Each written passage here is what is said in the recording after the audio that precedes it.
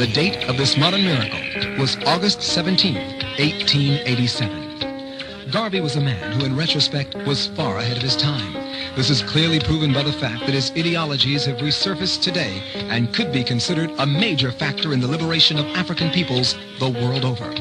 He sought to revive the spirit of black people from despair to hope, from lethargy to positive action, from fear to courage, from inertia to assertiveness, from anti-discrimination dodges to manly confrontation. He gave them goals possible to man, the highest creation of God, because he believed with all his heart in the innate abilities of the African race. After the First World War, there was a resurgence of the Ku Klux Klan influence in the United States. Another decade of racial hatred and open lawlessness had set in which Negroes were again prominent among the victims. African people were by this time more than ready for a Moses, and only a black man could express the depth of their feelings. On June 10, 1940, at the age of 53, Marcus Mosiah Garvey died in London of a severe stroke without having set foot in Africa. But his impact there was tremendous. He left a rich legacy of history for us to study and utilize in our continued quest for independence and liberation as a people. The black race is one of the branches of the human race.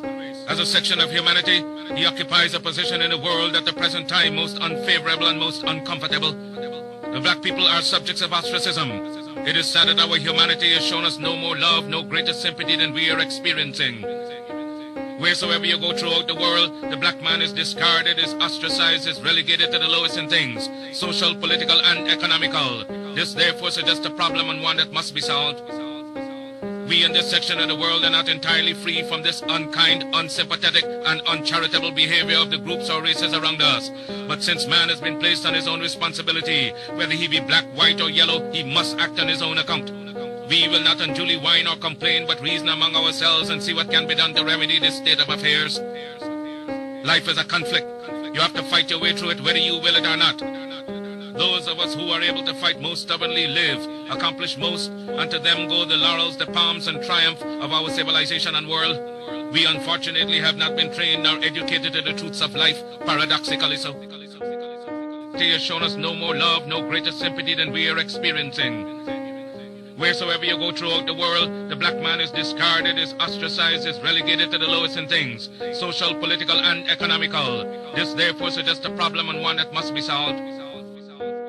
May I say something to you to give you a true knowledge of yourself and life, so that the same glory and success attained by other men who understand themselves may be yours. Man in the full knowledge of himself is a superb and supreme creature of creation. When man becomes possessor of the knowledge of himself, he becomes master of his environment, the captain of his own ship, the director of his own destiny, the accomplisher of his own ends. Man should understand himself because man is full of knowledge, and this knowledge is a gift of nature. When Mother Nature created man, she deprived him of nothing. He was given the faculty of understanding all things around him. This faculty for understanding has not been taken away from him. None of his senses have been taken away from him. So there is no excuse for the black man in lacking the knowledge that man is used to beautify the world and produce all that he needs for his happiness and civilization. Look the world over, and whatever you see in it that is pleasing to man, contributing to man's comfort, to his needs and to his satisfaction, it is but the work of man. Man blessed with the knowledge of himself and the understanding of all things around him. If you are able to live with the knowledge of yourself and with the greater knowledge of nature, you must know what is good and what is not.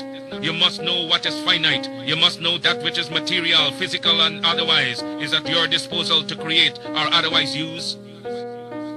If we leave America and go over to the east to Japan, they will be telling their fellow citizens of Japan of the wonderful accomplishments of the Japanese people, proving that man is moving onward as time moves on.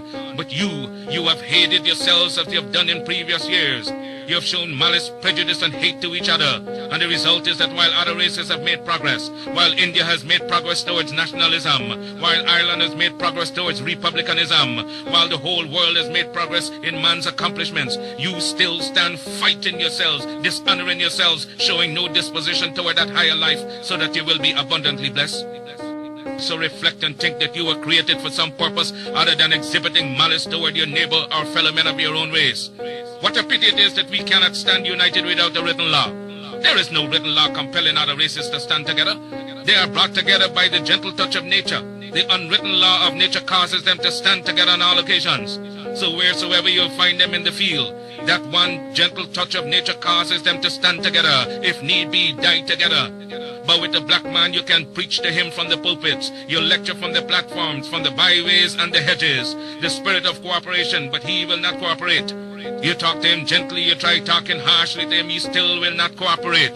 The result is that he falls prey to those who understand themselves and walk through the world making you their serfs and slaves.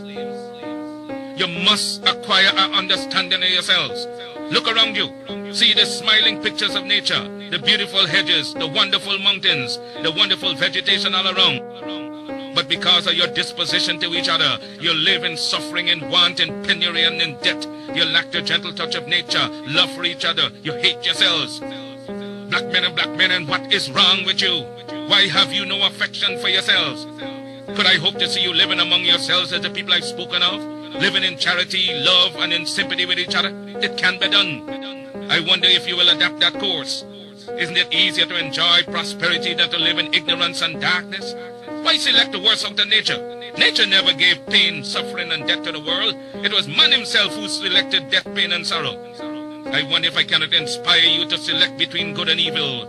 Let me impress upon you once again that whatsoever your hardships may be, whatsoever your difficulties in life, they are your own selection. And so if you encourage them, if you husband them and take them to your bosom, they will abide with you. Nature will not take them away from you as Mother Nature did not give them to you. She is not responsible for your sorrows. She gave you the highest personality in the realm divine. Your sorrows are your own. If you want joy, if you want sunshine, it is before you abundantly in nature. I made a selection of sunshine, the beautiful sunshine.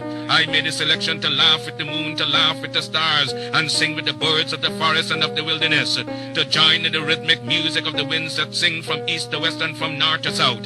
Had I selected sorrow, I would have been dead a long time ago, and been without that which would send me into the presence of the divine, because I would have lived not with the knowledge that is divine. We must acquire the higher knowledge of life. Black men and black women, will you get the knowledge that the white man has that causes him to be leaders and masters in the world? They are not gods with a peculiar source for understanding the world around them. They have only given expression to the knowledge of their humanity and been able to use and conquer all to their satisfaction and glory. And that is why they are always greater than you in every community that you find them. Isn't it strange that wheresoever the white man is found, he takes precedence over you? Why is that so? Answer that for yourselves, black men and black women. Wheresoever you come in contact with the white man, you always have to go down in defeat before him.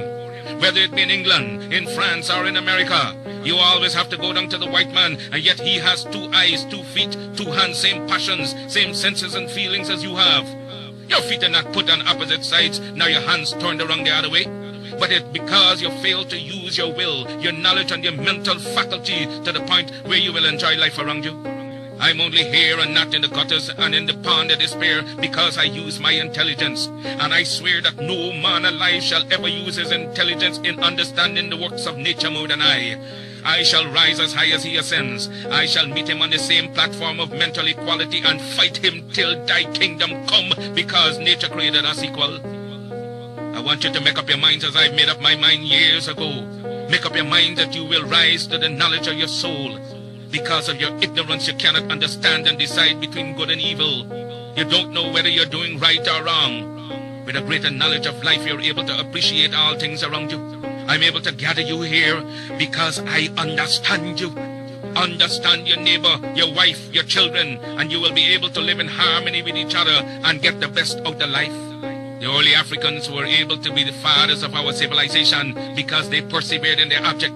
When we hear the civilization of the Alexandrias, of the Timbuktus, the creation of the black man in the early ages, do we realize that the civilization we now enjoy was handed down to the present century? But the black man went back to sleep and is still sleeping. We are trying to awaken you to the true consciousness of yourselves.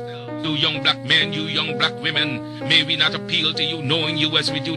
Turn over a new leaf, rejecting the ignorance, the foolishness, the childishness that has been your part for these many years.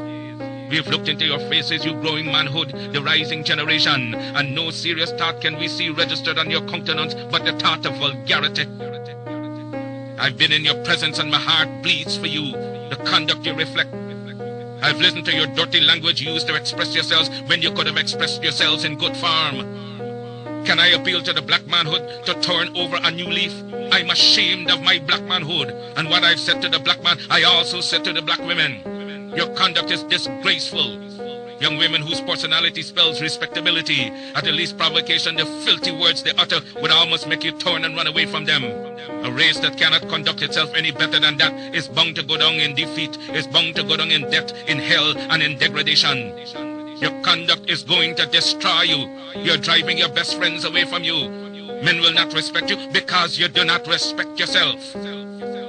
As I come in contact with my race from both a financial and social point of view, I realize how weak we are in the essentials that make for success. You are your worst enemy. The black man goes into business and tries to do the right thing, but what do we find? He gets no support from his fellow man. They lie on him, they rob him, and the next thing you hear, he's out of business, pulled down by you, his brothers. Have no faith and are dishonest to each other. There is no love for the man in black. See how we are struggling as strangers in a foreign clime, struggling in America, in Europe, in Asia, and in Africa, where men look upon us, not with love. You may condemn the body, but not the soul. It was not in their power to condemn the body. God condemns the soul. Judge me, and God will judge you for judging Marcus Garvey.